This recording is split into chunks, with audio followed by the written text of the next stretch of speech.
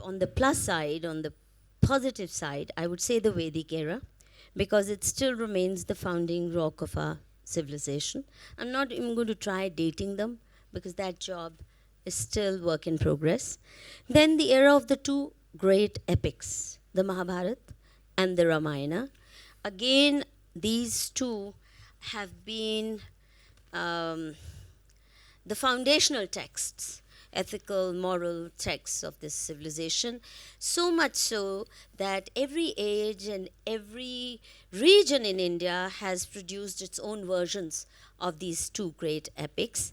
And even Bollywood, if you see themes in Bollywoods, are constant replay of Ram and Lakshman like brothers and the dilemmas of an Arjun like character, etc., because they keep on. Then the Adi Shankaracharya, that era, because he created this great unity um, and unified this whole subcontinent and set up Shakti Peeths, and that the Vedanta that he um, the way he propounded it, it became part of folk wisdom. Much of what I today read in classical texts is something that came to me as part of growing, and you hear it even in the voices of ordinary rickshawalas and shopkeepers that make it part of folk wisdom. And Bhakti movement from 6th century to 17th century, another unifying force. Same ideas, same ethical component in different languages, and again shows the enormous unity, compassion, and the resilience of the civilization, even when faced with huge onslaughts. On the negative side, I would say the Ghazni invasion, 17 very brutal invasions between 1001 and 26. Then the destruction of Nalanda and the great universities. We don't even know when all of them got destroyed, but we certainly know Nalanda was destroyed by Khilji in year 1193.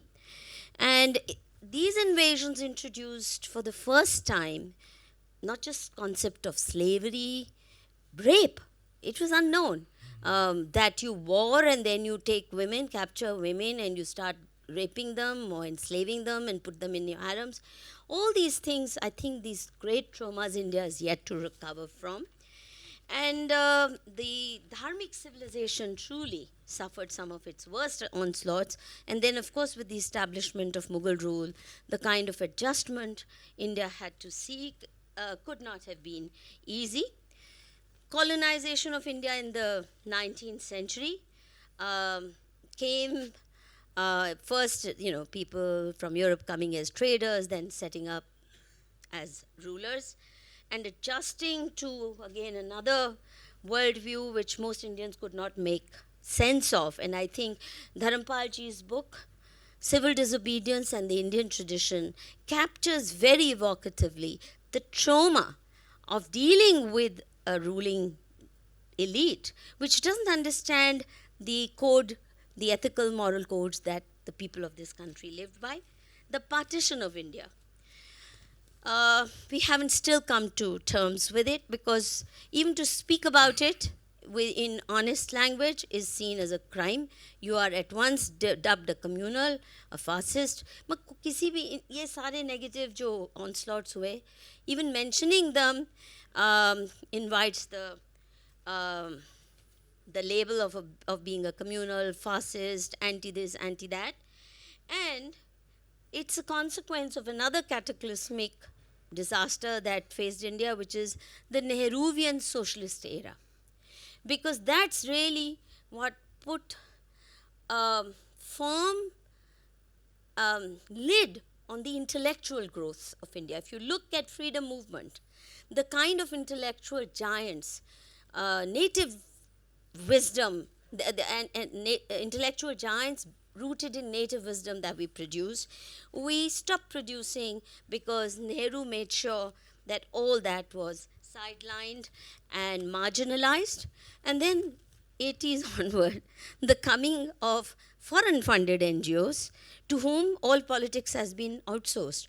The entire political narrative is outsourced to all these foreign funding donor agencies. So it's a new wave of cultural, political colonization that's taking place. And sooner we come to terms with this latest onslaught, which is a continuation of the Nehruvian socialist onslaught on our civilization, the better. Time is really running out. Otherwise, we are, if there is an endangered species on this earth, I think it is the Hindus of the subcontinent. Let's not forget, in the last 1,000 years, the area from Afghanistan to Bali was part of this Indic Hindu civilization. We've already lost 80%. We're only now confined to 20%. And even this 20% that is left is endangered in the guise of human rights, in the guise of secularism, whatever else. So it's time we took stock of the challenges and the enemies knocking at our door and ready to browbeat us into submission.